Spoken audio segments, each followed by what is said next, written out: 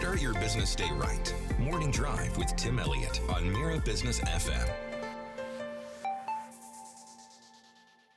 This is Mira Business FM. It's the Morning Drive with me, Tim Elliott, and we start this morning with, I guess, well-being, really. As we approach the end of the year, companies are closing their books, they're reviewing performance, they're planning for next year, 2026. So it's kind of time to wind down a little bit, but it seems to be that there's increasingly more and more research that reveals a major cost that rarely appears in quarterly earnings, and yet it quietly drains profits all year long, and that is employee or executive or just plain old burnout, really. So this morning, we're asking a critical question for business leaders closing this year and planning ahead. Here it is. Can companies afford to keep underinvesting in mental health when the cost of ignoring it is already perhaps in the millions? Now, Hiba Salem is a psychologist. She specializes in clinical mental health counseling, palliative psychology, and psycho-oncology as well. Hopefully, she can explain why well-being isn't a perk anymore. It's potentially a profit driver. Hiba, it's good to have you here. Thank you for coming in. Thank you for having me. You're very welcome. I want to start really with why this matters now. In some of the research, the numbers are staggering. For a typical mid-sized company, let me just get this right, around 1,000 employees, let's say, burnout can cost $5 million a year. That's about 18 million dirhams in lost productivity, disengagement, absenteeism, and turnover. Then we've got FT research appearing as well. Earlier this year, burnout cost thousands of dollars per employee annually, tens of thousands when it affects managers and executive, because leadership burnout obviously multiplies across teams. Globally, mental health-related productivity losses add up to about $1 trillion every year. That's the truly staggering figure, and that number is rising. So there's the backdrop. First question, I always get there in the end. As 2025 winds down, are you seeing higher levels of exhaustion and burnout compared to perhaps earlier this year? Yeah, that's a great question. Definitely. Not to say that this is across the board, but yes, we do tend to see that towards the end of the year, we're seeing people feeling more depleted, right? Yeah. Initially, you have these big drivers at the beginning of the year on a personal and professional level, right? New year, new me. You have your career goals, you have your professional drivers, your KPIs, but also on a personal level, you're very driven, you're very motivated. But then towards the end of the year, people tend to show up more emotionally numb, cognitively, they're slower, it's harder for people to focus. There's a lot going on, and people just feel more detached towards the end of the year, So it just does tend to take a toll. It's not that people are lazy towards the end of the year. It's just that they've been giving so much throughout the year that sometimes it's just that accumulation of all these stressors showing up. But there's only so much you can do, I guess. It kind of feels, and it feels like it at the moment, doesn't it? And it's always this way. When you get to kind of mid-December, you come into the end of the year, you've sort of built up over, particularly I think in Dubai, which is, it's not so much now, but you have the summer season, people tend to be away because it's hot, then they come back, and then there's this mad rush, September through to mid-December. Right. By mid-December, you're kind of, give me the new year. I need to sign up my new gym membership, which I won't use for more than a month. But anyway, so is that why burnout maybe tends to spike towards the end of the year, particularly when you're talking about corporate environments? Right, the pressures? absolutely. Yeah. Because the year is coming to an end. It's a moment of reflection. It's a moment of evaluation. But there's also the perception of threat, right? How did we do this year? Right? There's performance reviews, a lot of unfinished things that might be pending, goals that might be pending, comparison. But then, as you said, also a lot of people, schools are out. A lot of people might be leaving earlier in December. So it is quite a condensed period of time from September to December to get things done in a very short period of time. So people tend to also start to think mentally of things closing, things winding down. It's a time for reflection and evaluation, and you're sort of more critical towards the end of the year. Yeah, it always seems that way that you get to that. It's kind of like it's like in music. It's like a crescendo, isn't Yeah, it? You get to this kind of absolutely. peak point, and all of a sudden, I guess it's the reason why very often you work, you get on holiday, and what happens when you go on holiday? First week you come down with a flu or a Yeah, cold. exactly. The You resistance. Yeah, exactly right. Yeah. Let me ask you a little bit your opinion on when companies look back at targets that perhaps they missed or didn't quite, or didn't get to the heights that they wanted to attain, or maybe look back at productivity over the course of the year. Yeah. How often do you think, if you really examined it and you really looked at each case individually, how often might burnout be a part of that story? Yeah, very often. Really? More often than we think. The thing is, it's more often than not, it's quite invisible, right? People expect burnout to look big, to show up, right?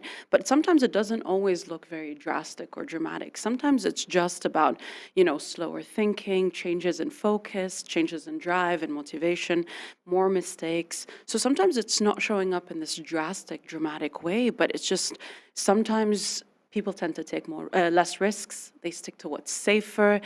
They're less invested. They're less motivated. And that can be part of, they're more irritable, sometimes more snappy.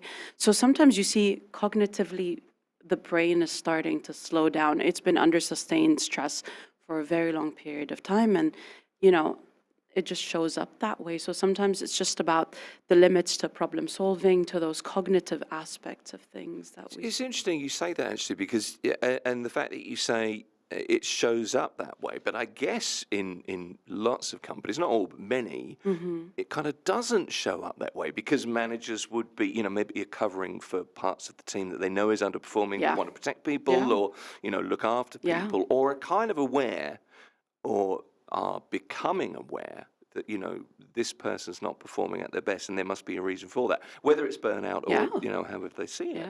Yeah.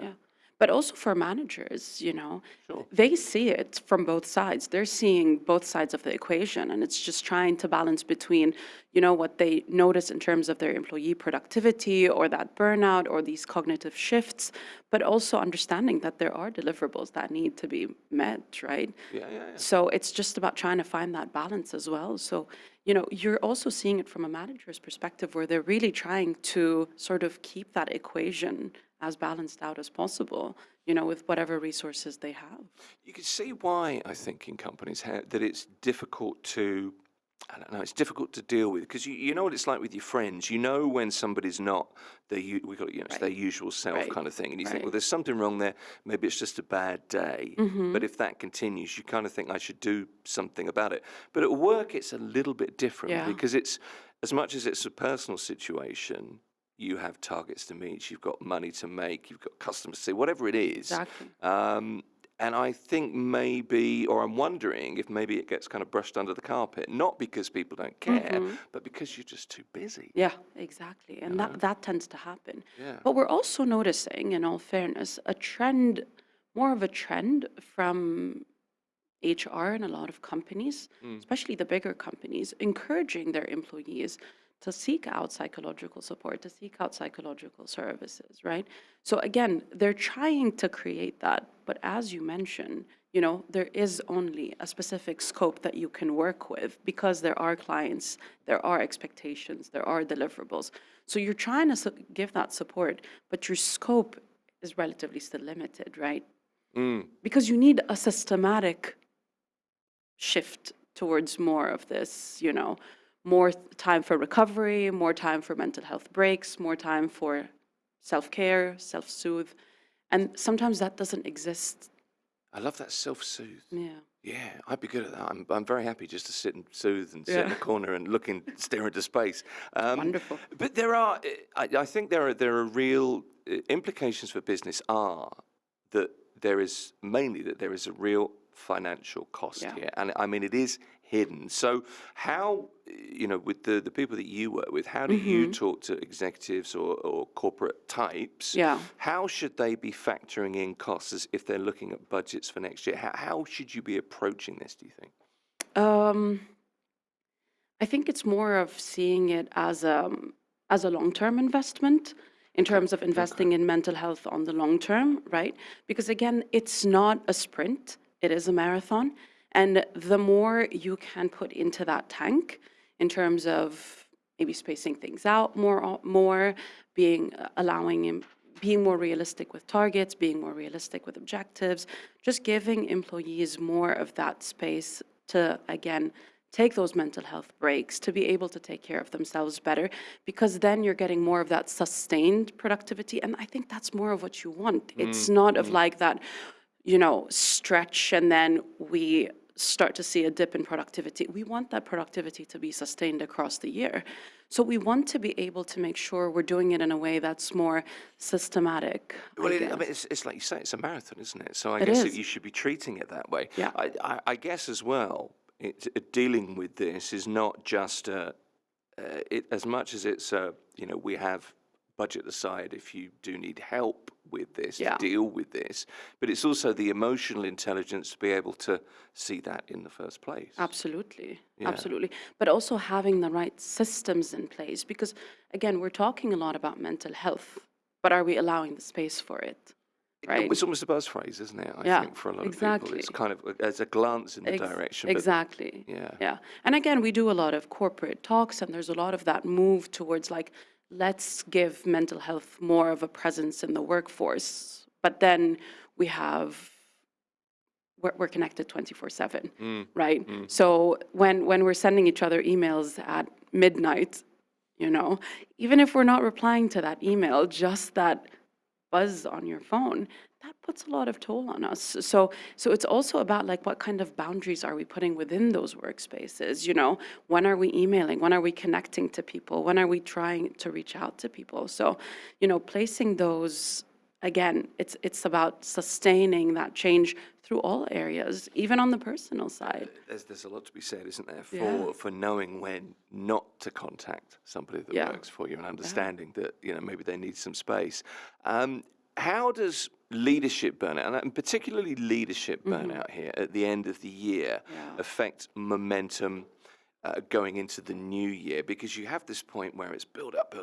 And I guess for a lot of people in high-powered positions, high-pressure situations are working right to the last minute, maybe take New Year's Day, and then are expected to come back and, push into the new year. Absolutely. That's tough. Yeah. And actually, like, burnout leaders tend to set the tone for like the emotional tone. It's more of a cautious one. It's not a growth-driven one. They tend to be more conservative, I guess, just trying to, it's survival mode, even for leadership, right? And teams pick up on this and unconsciously mirror that, right? And so if leadership energy is depleted, if you feel like leadership is feeling that burn, organizations tend to begin the year also managing stress instead of, building momentum and looking towards growth. It's just about how do we recover from the stress that we've It's a good point, actually, right? and you make a really good point there. The mirroring point, I think, is really important. We do, even if it's unconscious. If you're following a leader and you respect a leader and they're not firing, I suppose the thinking is, well, okay, they're taking it this way at the moment for a reason, and it may just be that they're struggling. Right. Absolutely. Okay, that's interesting. Why do so many organizations still treat mental health as, I guess, an HR issue? It's like a human resources thing. You deal with it over there. Instead of like a strategic business one, particularly when it comes to things like year-end reviews.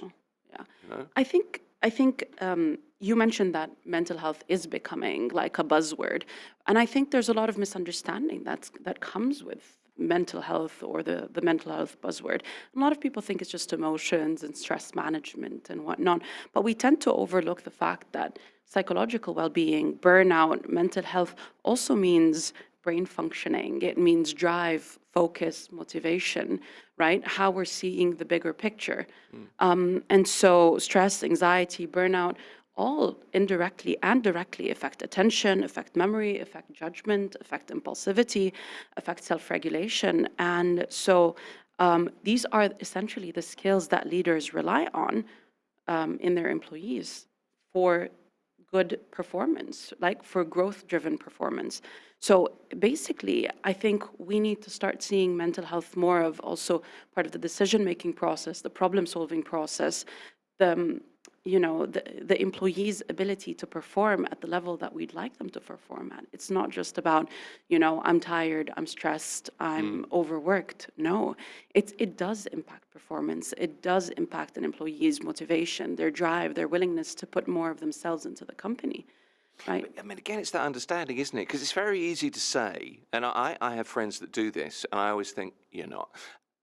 People say, "Oh, I'm so stressed today," Yeah. and I think, "Are you really stressed, or Yeah. are you just a little bit up against it?" Right. Because there are stress levels, aren't there, that are good. I mean, it's kind of good to be in a situation like we are now in an interview like this, Right. to have a little bit of nervous excitement because that Absolutely. keeps you bubbling, but not to Absolutely. let it, obviously overtake.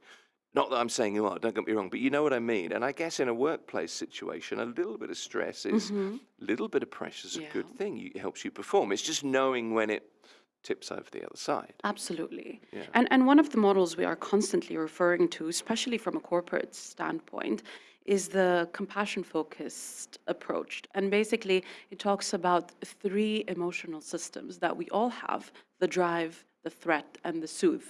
Right? Okay. And you want those three systems to be in relative balance. It's impossible, for these three systems to be in consistent balance, but we want them to be, most of the time, to be in a relatively balanced state, right? yeah. But so towards the end of the year, we tend to be operating more out of that threat system. And we're not meant to be operating out of that threat system consistently, right? Yeah. We're supposed to have that threat at all times. That's what keeps us safe.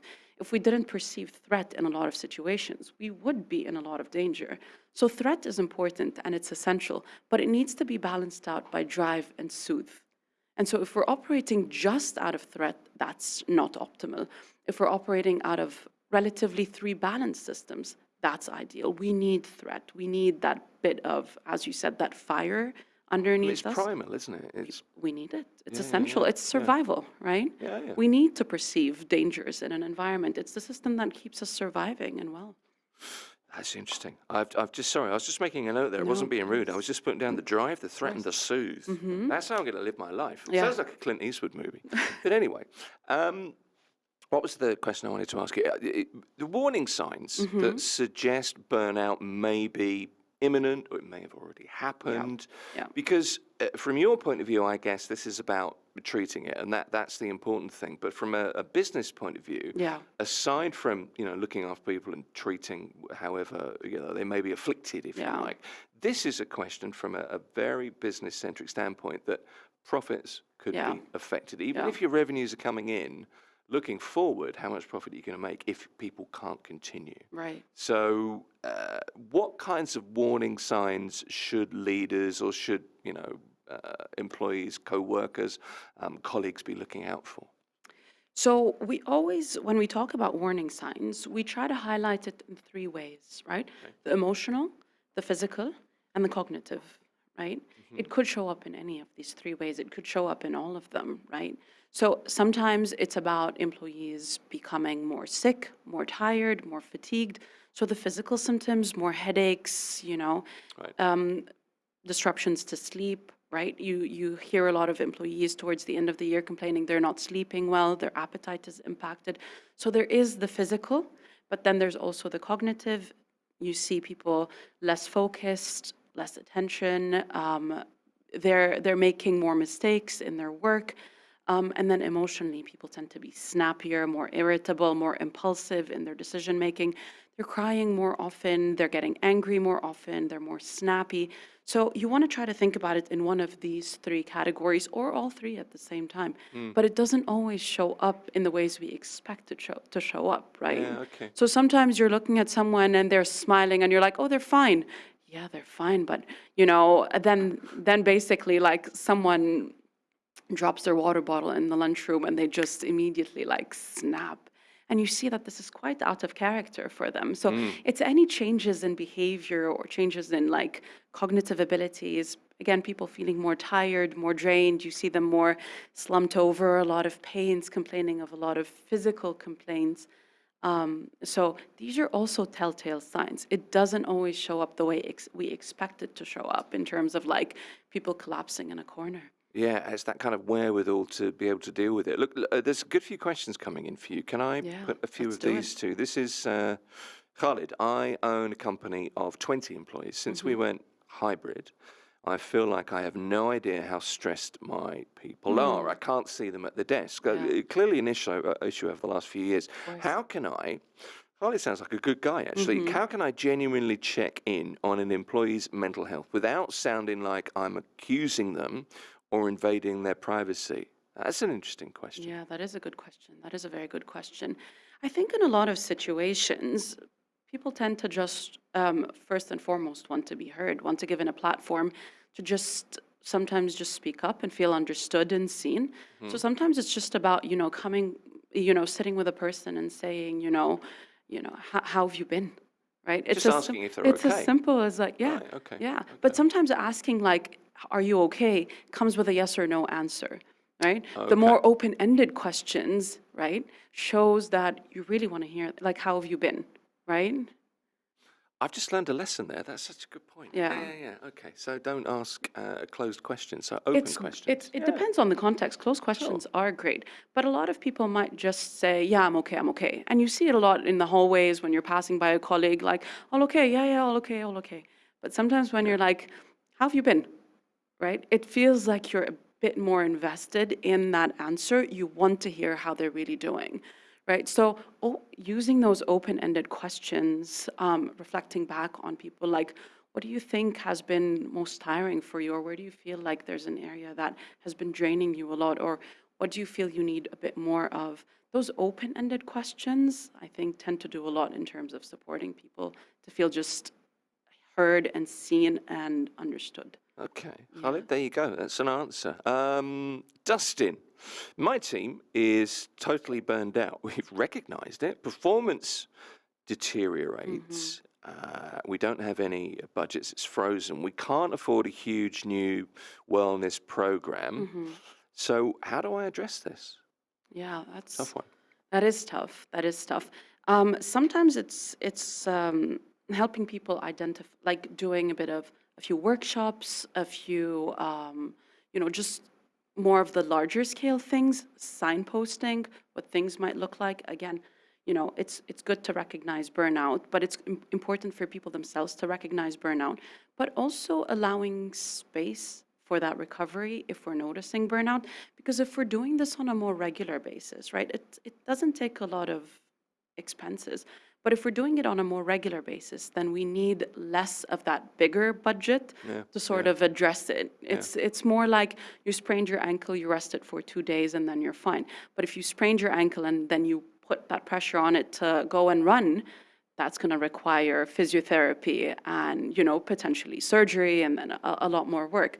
So if we're able to do small changes on a more regular basis, we need less of those massive changes further down the line because we're incorporating it into our recovery. So if we're doing a bit more of that regular recovery on a daily basis, small steps, small things, right? Maybe we stop working half an hour earlier, right? Maybe we do weekly recovery opportunities where if you need to work from home on a day or if you need to leave earlier or close earlier, we're giving these opportunities. So just putting some of those soothe and recovery changes in place on a more regular basis requires less of the massive or bigger efforts on the long term. And I guess if you feel heard and you feel that, I have been struggling, but, if somebody at least is making an effort, it doesn't need to be that there's a huge budget there to send you to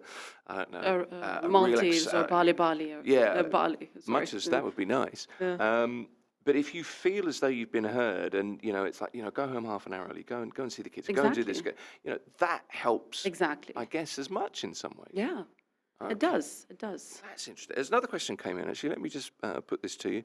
Michael's sending these through. Mel, I am tired. Whenever I tell my boss I'm mentally tired because of the workload, he just seems passive-aggressive. He tells me, I already hired a psychologist. Could be you never know. What else do you want? I feel like we're giving, putting a burden on him by adding cost on the psychologist who's here. Yeah. What do you do then? Also a tough situation. Passive-aggressive people are hard to deal with, I suppose. Yeah, it is. In general, it's very hard to deal with passive-aggressive people. I think sometimes, I always try to highlight this. Sometimes it works, sometimes it doesn't work. But I think sometimes when we are identifying only the problem, it's not always very easy for the person on the other side, especially if they are passive-aggressive, especially if they're like business-minded and just trying to think of, finances, budget, growth, whatever, KPIs. It's hard sometimes to sort of think of like, what do you need? What more do you need? So sometimes if we're actually asking for our need rather than just highlighting the problem, it does help. Because if I come up here and say I'm thirsty, right? Your natural instinct might be to get me a glass of water, but I might want coffee, right? So you're thinking I gave her exactly what she needed, right? I'm just confused because you're female and I'm like, what does she want? What does she want? I don't know what am I supposed to do? Right. But right. that's a really good example. So sometimes it's about just being very verbal in the need. Like you're saying I'm tired, but it's like, okay, again, I'm thinking I've given you exactly what you needed, but sometimes it's not that I need a psychologist. Sometimes I need an afternoon off to be with my kids because I'm trying to balance 700 things, at the same time. So a psychologist is great, but maybe I need to leave 30 minutes earlier on a Thursday because that's when my son has soccer practice and I want to be there for that. And that helps me feel better or feel like a bit more balanced. So it's more about saying, I need 1, 2, 3, 4.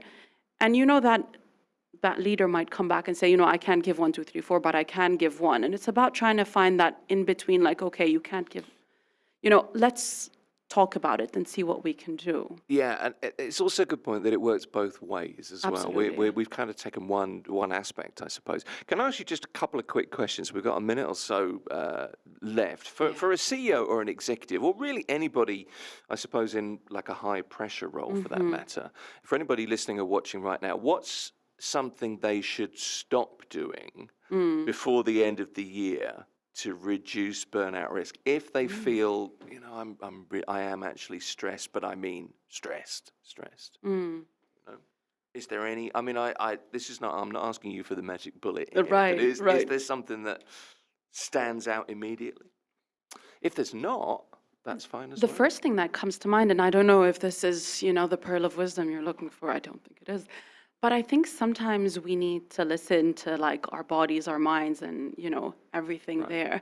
And sometimes we are noticing the burnout, we're noticing we're exhausted, we're noticing we're running on fumes, and we still keep going, right? Okay. I think sometimes it is about stopping and saying, what can I give in this? Like, how can I take care of myself a bit at this moment, right?